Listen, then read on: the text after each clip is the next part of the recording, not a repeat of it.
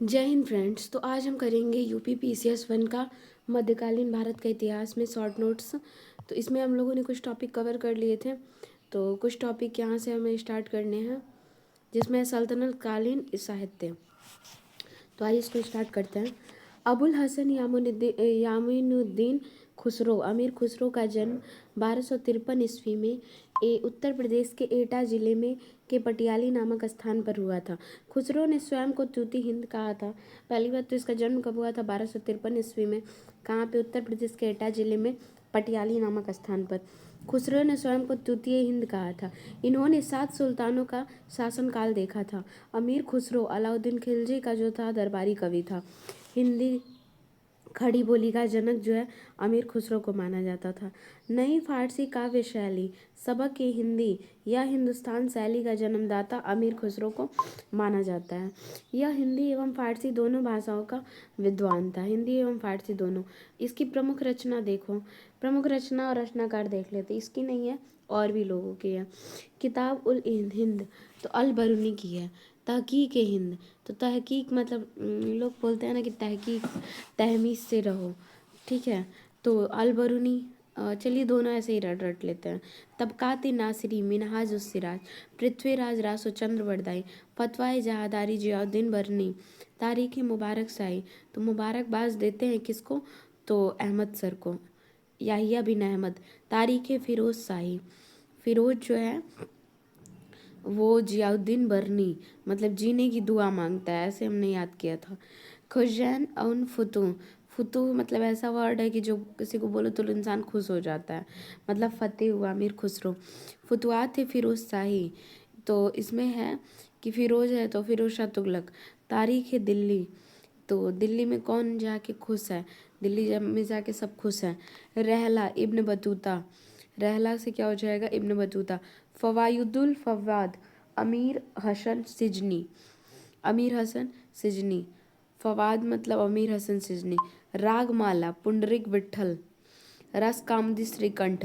राग विबोध सोमनाथ।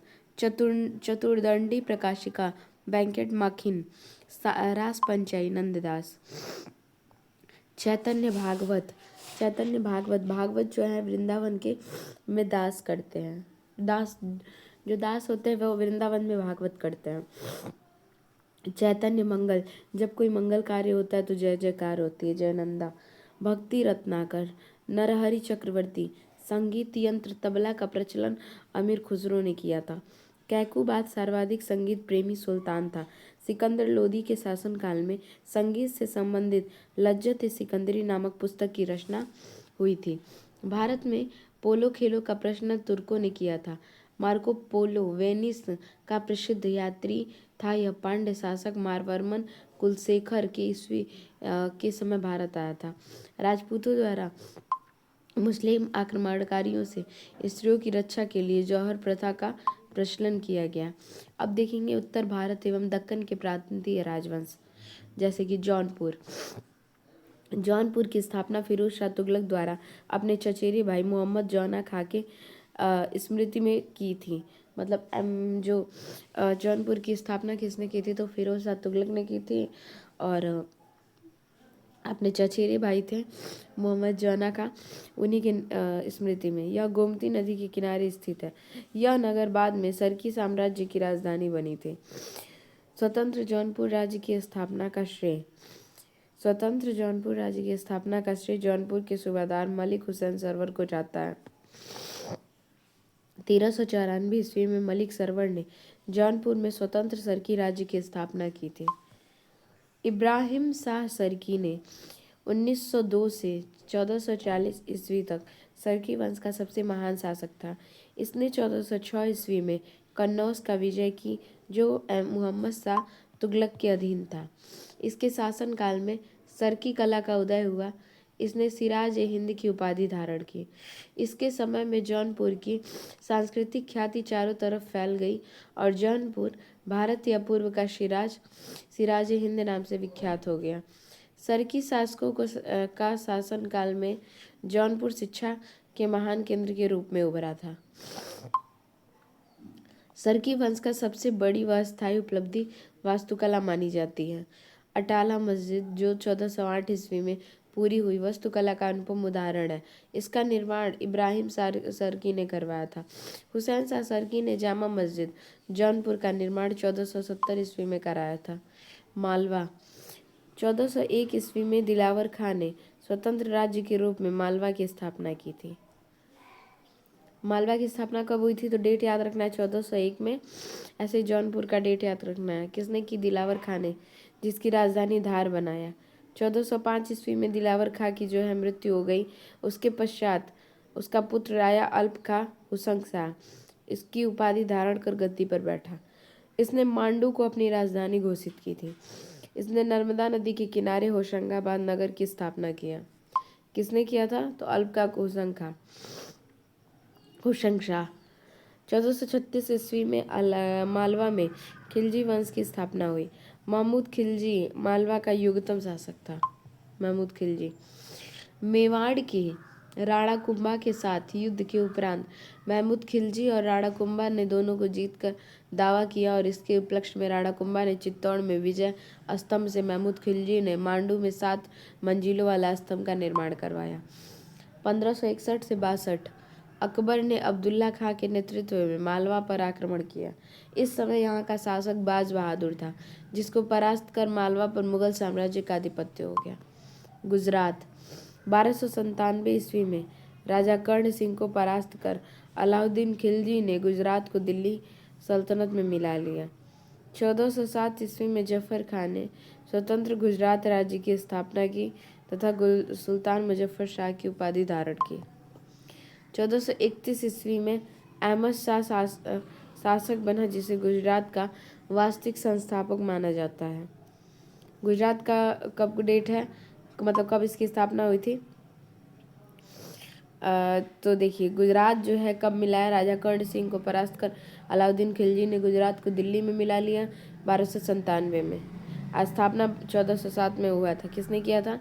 तो जफर खां ने किया था। ठीक है। अहमद शाह शासक बना, जिसे गुजरात का वास्तविक संस्थापक किसे कहा जाता है? 1431 में। इसने साबरमती नदी के किनारे अहमदाबाद नगर की स्थापना की और अपनी राजधानी बनाया। इसने अहमदाबाद में जामा मस्जिद का निर्माण करवाया और 1459 में महमूद बेगड़ा सिंहासन पर बैठा, जो गुजरात का महानतम शासक सिद्ध हुआ। 1526 ईस्वी में गुजरात का अंतिम महान शासक बहादुर शाह गद्दी पर बैठा और 1527 ईस्वी में पुर्तगालियों द्वारा इनकी हत्या कर दी गई। 1537 ईस्वी में पुर्तगालियों द्वारा इसकी हत्या कर दी गई। 1573 ईस्वी में अकबर ने गुजरात को मुगल साम्राज्य में शामिल कर लिया। फिर है 1314 ईस्वी में हम्मीर देव। ठीक है, 1314 हम्मीर देव मेवाड़ का है। मेवाड़ राज्य की सिसोदिया वंश की स्थापना की। किसके? तो मेवाड़ राज्य पर सिसोदिया वंश की स्थापना की। 1433 ईस्वी में राणा कुंभा जो मेवाड़ का शासक बना। राणा कुंभा की मृत्यु के पश्चात रायमल ने तदोपरांत राणा सांगा ने शासन संभाला। 1517 ईस्वी में खतौली के युद्ध में राणा सांगा ने इब्राहिम लोदी को पराजित कर दिया। फिर 1527 ईस्वी में खानवा के युद्ध में राणा सांगा मुगल शासक बाबर से पराजित हुआ। जहांगीर के समय मेवाड़ को मुगल साम्राज्य में मिला लिया गया। उड़ीसा राज्य पर गजपति वंश का शासन था। यह राज्य गंगा गोदावरी नदियों के मध्यवर्ती क्षेत्र में स्थित था। यह राज्य जो है वो गंगा एवं गोदावरी नदियों के मध्यवर्ती क्षेत्र में स्थित था। 1360 ईस्वी में फिरोज शाह तुगलक ने ओडिशा पर आक्रमण करके धन लूटा और पुरी के जगन्नाथ मंदिर को क्षतिग्रस्त कर दिया। उड़ीसा में क्या हुआ? 1360 ईस्वी में फिरोज शाह तुगलक ने उड़ीसा पर आक्रमण करके धन लुटाया और पुरी जगन्नाथ मंदिर को क्षतिग्रस्त कर दिया। कब? तो 1360 में। 1568 में बंगाल के अफगान शासकों ने इस पर पूर्ण अधिकार कर लिया। अब हम पढ़ेंगे बहमनी साम्राज्य के बारे में। बहमनी साम्राज्य की स्थापना मोहम्मद बिन तुगलक के काल में निरंतर विद्रोह और अशांति के परिणाम थी। तुगलक सम्राट द्वारा दक्षिण में नियुक्त अमीर ए सादा ने अराजकता की स्थिति को लाभ उठाकर विद्रोह कर दिया। इसे देखकर दौलताबाद के अमीरों ने दौलताबाद दुर्ग पर अधिकार कर अफगान इस्माइल मख को नसीरुद्दीन शाह की उपाधि से अपना शासक घोषित किया। सरदारों और अमीरों ने 1347 ईस्वी में जफर खां हसन गंगू को अलाउद्दीन बहमन शाह की उपाधि देकर अपना शासक घोषित किया। प्रमुख सुल्तान अलाउद्दीन हसन बहमन शाह, इसका शासन 1347 से 1358 ईस्वी तक था। इसने कंधार, कोटगिरी, कल्याणी, बीदर आदि क्षेत्रों को विजित किया। इसने गुलबर्गा को अपनी राजधानी बनाया। इसने दाभोल पर अधिकार किया। यह बहमनी साम्राज्य के पश्चिमी तट का महत्वपूर्ण बंदरगाह था। इसने हिंदुओं के प्रति उदार नीति अपनाई लगा दिया। जजिया वसूली पर प्रतिबंध लगा दिया। मुहम्मद शाह प्रथम 1358 से 1375 ईस्वी, इसने बहमनी साम्राज्य की प्रशासनिक व्यवस्था को सुदृढ़ किया। मोहम्मद शाह प्रथम क्या किया? तो इसने बहमनी साम्राज्य की प्रशासनिक व्यवस्था को सुदृढ़ किया। इसने राज्य को 4 तरफों से गुलबर्गा, दौलताबाद, बरार, बीदर में विभाजित किया। अन्य शासक अलाउद्दीन मुहम्मद 1375 से 78 ईस्वी, दाऊद 1378 ईस्वी, मोहम्मद शाह द्वितीय 1378 से 97 ईस्वी, गयासुद्दीन 1397 ईस्वी, ताजुद्दीन फिरोज शाह 1397 से 1422 ईस्वी। वहीं सिहाबुद्दीन अहमद प्रथम, तो ये 1422 से 1436 ईस्वी। अलाउद्दीन अहमद द्वितीय 1436 से 1458 ईस्वी। हुमायूं शाह 1458 से 1965। ये शासक हैं बहमनी वंश के। तो इसका भी क्रम में थोड़ा सा इसको हम याद करने की कोशिश करेंगे।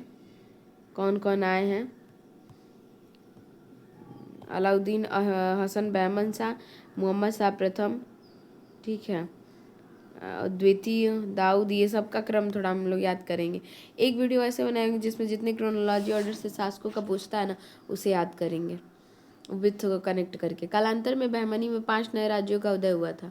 बीजापुर का आदिल शाही राज्य, जिसको 1489 ईस्वी में संस्थापक यूसुफ आदिल शाह थे। अहमदनगर की निजाम शाही राज्य, 1490 ईस्वी में इसके संस्थापक थे मलिक अहमद।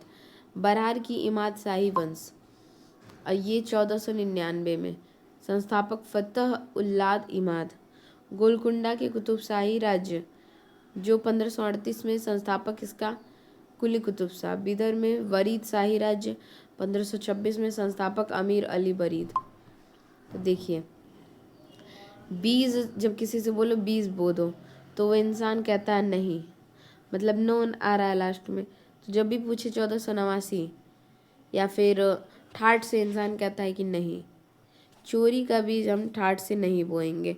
तो 4 से चोरी पकड़ लीजिए और ठाठ से 8 और 9, 4, 8, 9 बीजापुर वाला रहेगा इसका स्थापना। अहमदनगर का निजाम शाही।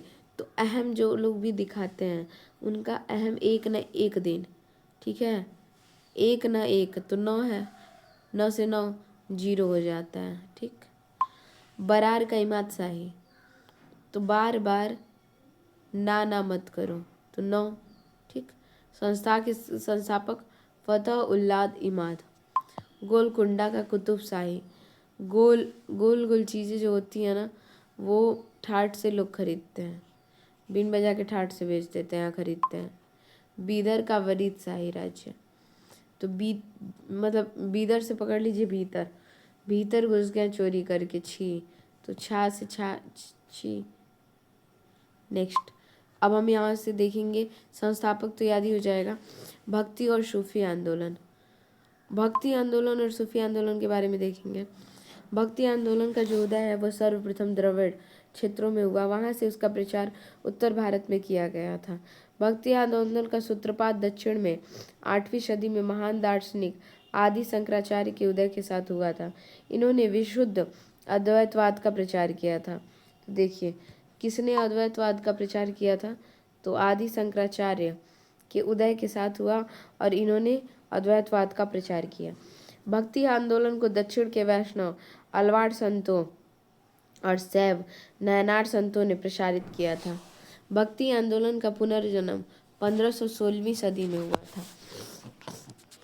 भक्ति आंदोलन का पुनर्जन्म कहाँ हुआ था? तो 1516वीं सदी में हुआ था। और इसके नेतृत्व की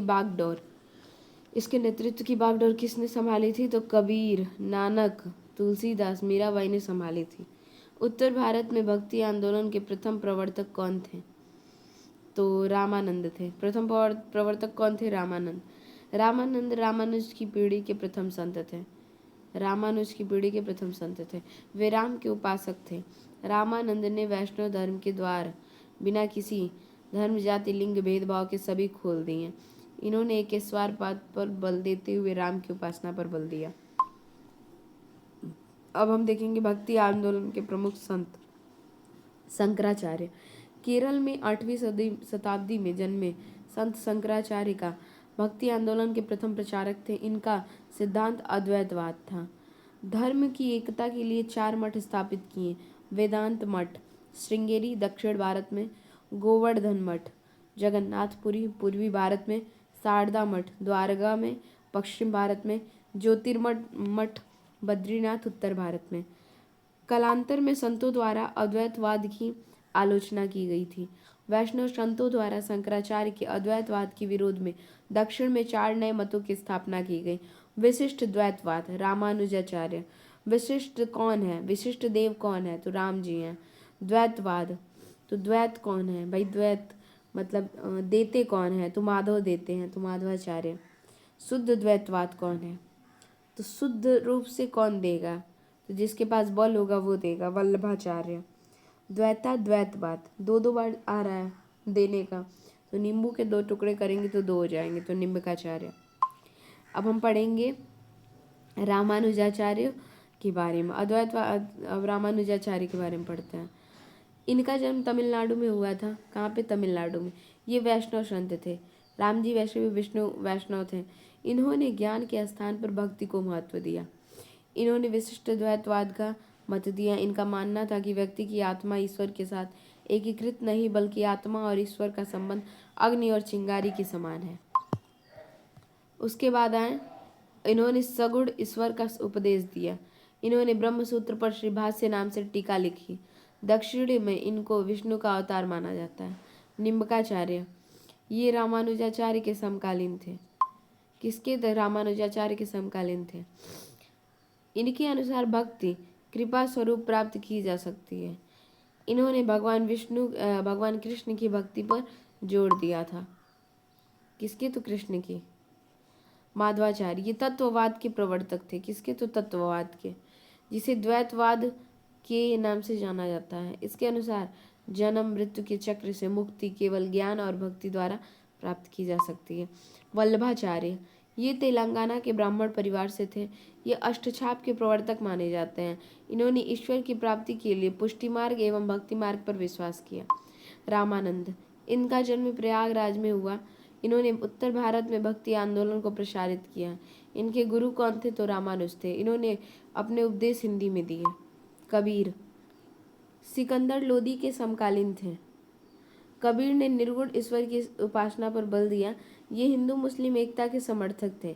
इनके दोहे को बीजक में संग्रहित किया गया। इसके 3 भाग हैं। साखी शबद रामायणी, इनकी भाषा सदुक्कड़ी या पंचमेल खिचड़ी कही जाती है। इनकी भाषा सदुक्कड़ी या पंचमेल खिचड़ी कही जाती है। ये रामानंद के प्रिय शिष्य थे। रैदास, ये रामानंद के शिष्य थे।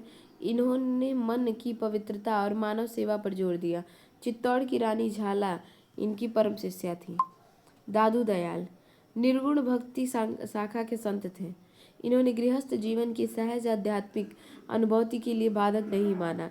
इनकी रचनाओं का संग्रह इनके 2 शिष्यों संत दास एवं जगन दास ने हरडेवानी नाम से किया। इनकी काव्य भाषा ब्रज भाषा थी। ये सम्राट अकबर के समकालीन थे। गुरु नानक, सिख धर्म के प्रवर्तक गुरु नानक का जन्म तलवंडी में हुआ था। ये सिकंदर लोदी के समकालीन थे। ये किसके समकालीन थे? तो सिकंदर लोदी के समकालीन थे। इन्होंने एकेश्वरवाद की प्राथमिकता दी। इन्होंने हिंदू मुस्लिम एकता पर तथा कर्म एवं पुनर्जन्म पर विश्वास किया। इन्होंने पंगत, संगत, और लंगर की शुरुआत की थी। किसने? गुरु नानक ने। इनका उपदेश गुरु ग्रंथ साहिब में संकलित है। इनकी रचनाएं हैं जपू जी, आसी दीवार, रहीरास और सोहिला। देखो ये नया मिला मुझे, क्योंकि गुरु नानक की रचनाएं मुझे नहीं पता थी। तो जपू जी, आसी दीवार और रहीरास और सोहिला। मुगल बादशाह अकबर की सामाजिक नीतियों में इनका प्रभाव था। चैतन्य महाप्रभु, इनका जन्म नदिया जिले पश्चिम बंगाल में हुआ था। इन्होंने बंगाल में आधुनिक वैष्णव वाद धर्म की स्थापना की। ये सगुण उपासक और कृष्ण भक्ति के शाखा से संबंधित थे। इन्होंने भक्तिमय संकीर्तन की कोई प्रमुखता दी। इनका दर्शन अचिंत्य भेदो भेदवाद था। इनकी जीवनी संस्कृत में मुरारी गुप्त ने लिखी। मीराबाई, ये मेड़ता के राजा की पुत्री और मेवाड़ के राणा सांगा के बड़े पुत्र भोजराज की पत्नी थी। इनके अनुसार परमात्मा भक्ति से मिलते थे। इसके भक्ति गीत को पदावली कहा जाता था। मीराबाई के विरह के जीवन और इनके काव्य का यथार्थ है। तुलसीदास, ये सगुण उपासक कवि थे। ये अकबर के समकालीन थे। इनकी रचनाएं रामचरितमानस, विनय पत्रिका, कवितावली, दोहावली, गीतावली और राम ललान बछू बरैव रामायण आदि थी। सूरदास, ये सगुण भक्ति के उपासक थे। ये कौन थे? तो सगुण भक्ति के उपासक थे। ये अकबर के समकालीन थे। इनकी रचनाएं सूरसागर सर्वाधिक प्रसिद्ध है। अन्य रचनाएं साहित्य लहरी, सुरसरावली। ये वल्लभाचार्य के परम शिष्य थे। इन्हें पुष्टि मार्ग का जहाज कहा जाता है। शंकरदेव, ये असम के रहने वाले थे। इन्होंने वैष्णव एवं एक शरण संप्रदाय से जुड़ाव था। इनको असम का चैतन्य कहा जाता था। इन्होंने अक्रिया नामक नाटक शैली का विकास किया था। नामदेव, रामानंद के शिष्यों के समकालीन। वारकरी संप्रदाय की स्थापना की भूमिका निभाई इन्होंने। किसने? तो नामदेव ने। एकनाथ, इनका जन्म पैठड़ औरंगाबाद में हुआ था। इन्होंने रामायण पर टीका लिखा। रामदास, ये शिवाजी के समकालीन थे। इन्होंने दास बोध नामक ग्रंथ की रचना की। इनको धरकरी संप्रदाय का प्रमुख संत माना जाता है। किस संप्रदाय का? धरकरी। तुकाराम, ये शिवाजी के समकालीन थे। इनकी शिक्षा अभंगों के रूप में संकलित है। हिंदू मुस्लिम एकता पर बल दिया इन्होंने, तुकाराम ने। इसकी रचना मराठी भाषा में थी। तो अभी तक ने हमने कौन सा आंदोलन देखा था? तो अभी तक ने हमने भक्ति आंदोलन देखा। अब हम देखेंगे सूफी आंदोलन। सूफी मत इस्लाम धर्म में उदार, रहस्यवादी और संश्लेषणात्मक प्रवृत्तियों का प्रतिनिधित्व करने वाली विचारधारा है। सूफी शब्द की उत्पत्ति सफ़ा से हुई है, जिसका अर्थ होता है पवित्रता। प्रमुख सूफी सिलसिले जैसे कि चिश्ती सिलसिला। भारत में चिश्ती परंपरा के प्रमुख संत ख्वाजा मोइनुद्दीन चिश्ती थे। 1192 ईस्वी में मोहम्मद गौरी के साथ भारत आए। इन्होंने चिश्तिया परंपरा की नींव रखी थी। इन्होंने क्या किया? चिश्तिया परंपरा की नींव रखी थी। इन्होंने अजमेर को अपना केंद्र बनाया। इनकी दरगाह अजमेर में स्थित थी। निज़ामुद्दीन औलिया सबसे प्रमुख चिश्ती संत थे। इन्होंने संत सुल्तानों का शासन काल देखा था। इन्होंने किसका देखा? 7 सुल्तानों का शासन काल देखा। इनके शिष्य अमीर खुसरो थे। इनके शिष्य कौन थे? अमीर खुसरो थे। इनके शिष्य कौन थे? अमीर खुसरो थे। दक्षिण भारत में चिश्ती सिलसिले का शेख बुरहानुद्दीन गरीब ने प्रारंभ किया था। फतेहपुर सिकरी में अकबर ने शेख सलीम चिश्ती के मकबरे का निर्माण भी कराया था। बाबा फरीद को गज़े शंकर के कारण चिश्ती सिलसिले को भारत में अत्यधिक प्रसिद्धि मिली थी। कादरी सिलसिला। कादरी संप्रदाय की स्थापना बगदाद के अब्दुल कादिर जिलानी ने 12वीं शताब्दी में किया था। इसके प्रमुख संत शेख मीर मोहम्मद थे। दारा सिकोह इस सिलसिले का अनुयायी था। दारा सिकोह कौन था? इस सिलसिले का अनुयायी था। सुहरावर्दी सिलसिला। इसके संस्थापक बगदाद के शिक्षक शेख सिहाबुद्दीन सुहरावर्दी थे। भारत में लोकप्रिय बनाने का श्रेय बहाउद्दीन जकारिया को जाता है। इस सिलसिले पर परंपरावादी रूढ़िवादी विचारों का अत्यधिक प्रभाव था। इस सिलसिले के प्रमुख संतों में शेख रुकुद्दीन, शेख समाउद्दीन, मरबुदेम जहानिया, सैयद जलालुद्दीन बुखारी थे। इस सिलसिले के सबसे प्रसिद्ध संत हमीमुद्दीन नागौरी थे। नक्शबंदी सिलसिला। यह संगीत विरोधी सिलसिला था। इसका स्थापना ख्वाजा उबैदुल्ला ने की थी। इसकी स्थापना किसने की थी? तो ख्वाजा उबैदुल्ला ने की थी। भारत में इसे लोकप्रिय ख्वाजा बकी बिल्लाह ने किया। भारत में इसे लोकप्रिय किसने किया? ख्वाजा बकी बिल्लाह ने किया था। औरंगजेब इससे प्रभावित था। बाबर के बारे में देखेंगे। 1526 से 1530 मुगल शासक तुर्कों की चगताई नामक शाखा के थे। मुगल शासक तुर्कों की चगताई नामक शाखा के थे। मुगल काल अब यहाँ से प्रारंभ हुआ है, जिसमें हम पढ़ेंगे बाबर के बारे में। इस शाखा का नाम प्रसिद्ध मंगोल नेता चंगेज खां के द्वितीय पुत्र के नाम पर पड़ा था। भारत में मुगल सत्ता का संस्थापक बाबर था। बाबर का वास्तविक नाम जहीरुद्दीन मोहम्मद था। बाबर के पिता तैमूर वंशज और माता मंगोल वंशज थे। बाबर अपने पिता की मृत्यु के बाद 11 वर्ष की अल्पायु में 1494 ईस्वी में फरगना की गद्दी पर बैठा। बाबर 1501 में समरकंद, 1504 में काबुल पर विजय प्राप्त किया। इम्पोर्टेंट है इसका विजय जो है, क्योंकि इसको भी पूछ लेता है। 1501 पे कहाँ पे? समरकंद, तो कंद एक ही मिलता है। 1504 में काबुल, 4 लोग काबू में नहीं आते हैं। 1507 में बाबर पातशाह की उपाधि धारण किया।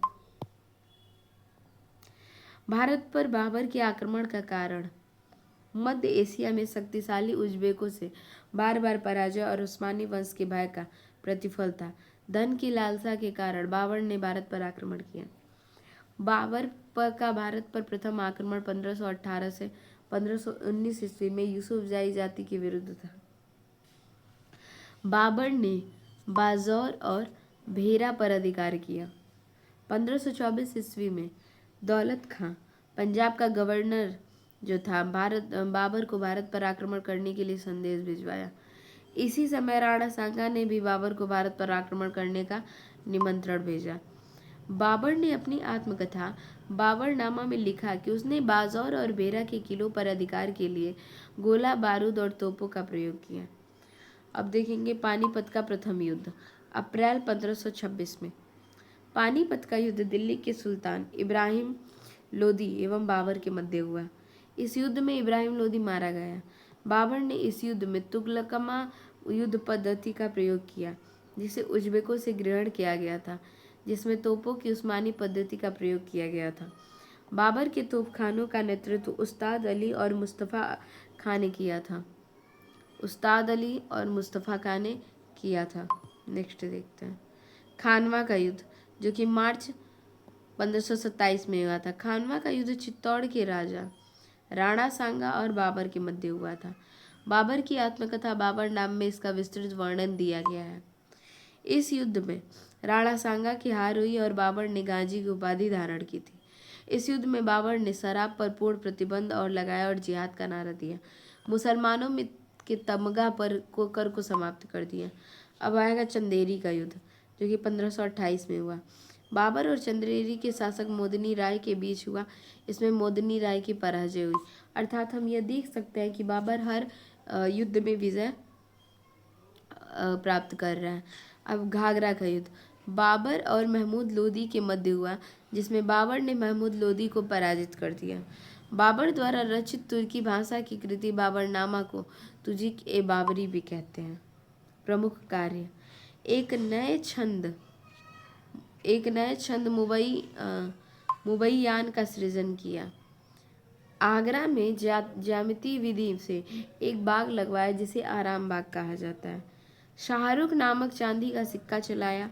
खत ए बाबरी नाम की एक शैली प्रारंभ की। गज ए बाबरी नामक सड़कों की माप इकाई का शुभारंभ किया। हुमायूं 1530 से 40 में 1555-56 ईस्वी तक बाबर के 4 पुत्र हुमायूं, कमरान और अस्करी हिंदाल थे।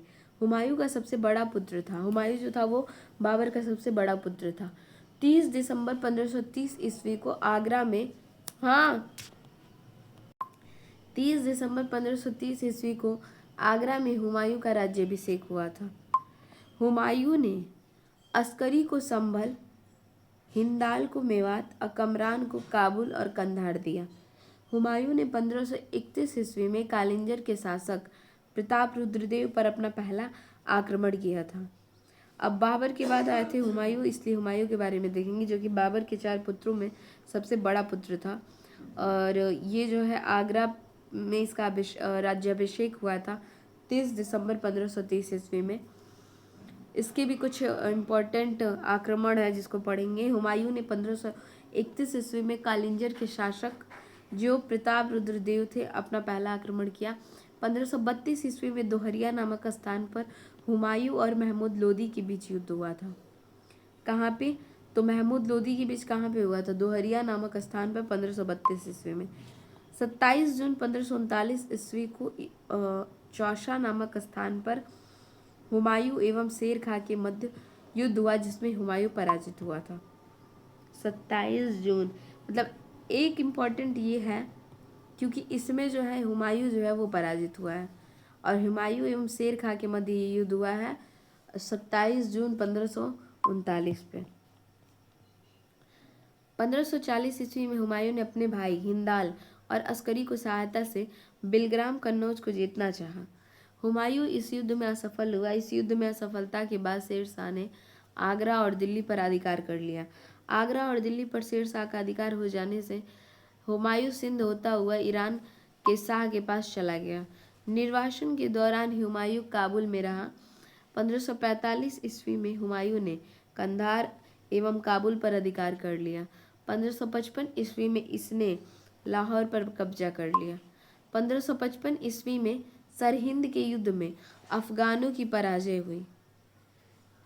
अब सरहिंद का जो युद्ध का डेट पूछ देता है, अक्सर क्रोनोलॉजी आर्डर में सरहिंद के युद्ध का डेट पूछता है, जो कि 1555 में हुआ था। पुनः एक बार हुमायूं दिल्ली की गद्दी पर बैठा था।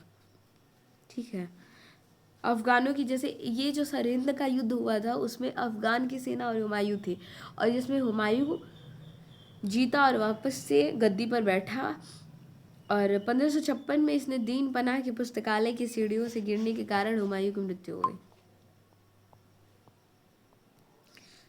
जो नेक्स्ट हमारे शासक आएंगे वो आएंगे शेर शाह सूरी, जिनका जो कार्यकाल है वो है 1540 से 45।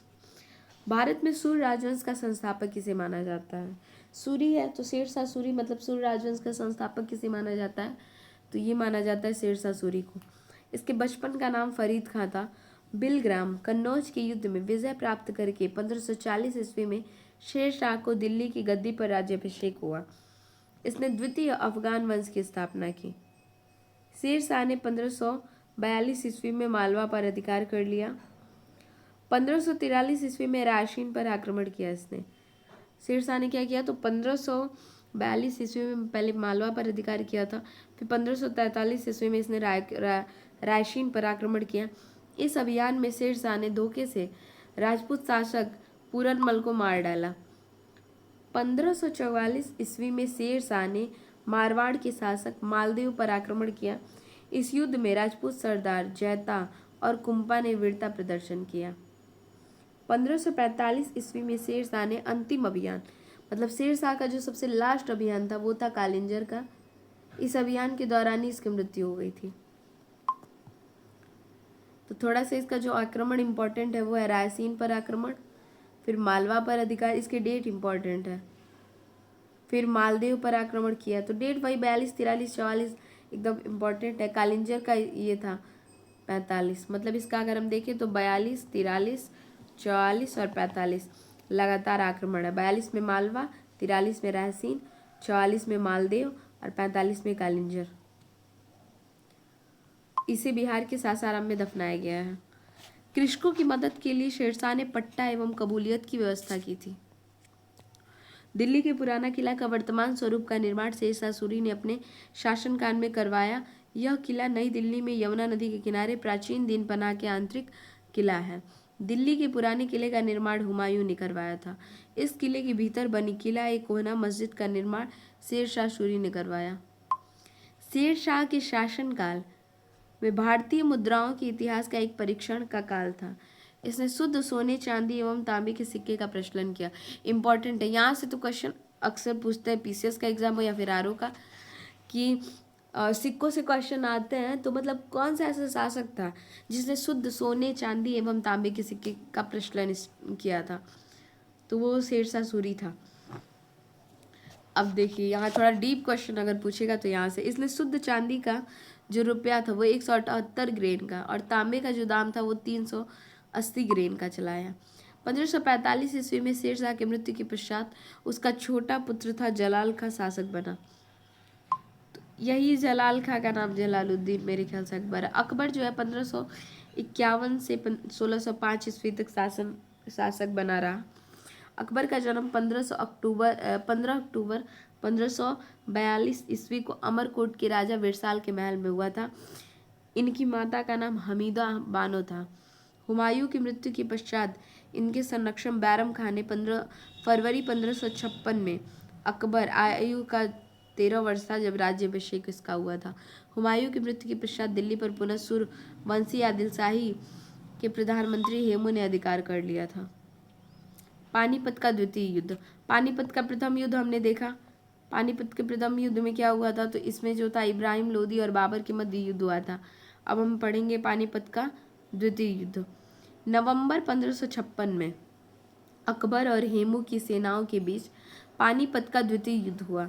इस युद्ध में हेमू की पराजय हुई और अकबर दिल्ली का शासक बना। हुमायूं ने बैरम खां के अकबर का संरक्षक नियुक्त किया।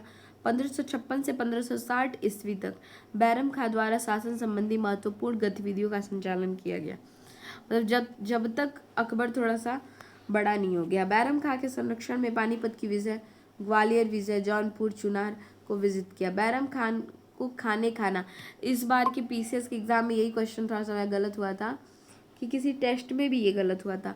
खाना की उपाधि से सम्मानित किसे किया गया था,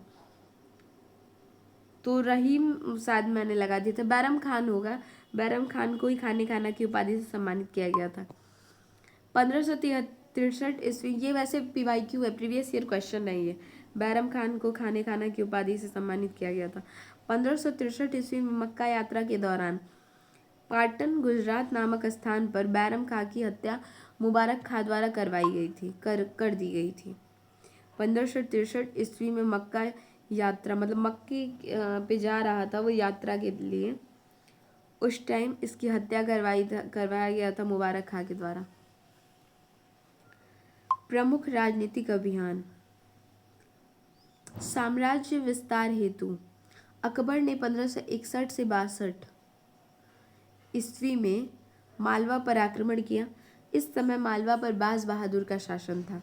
अकबर ने राजपूतों के साथ मित्रता और वैवाहिक संबंध स्थापित किए।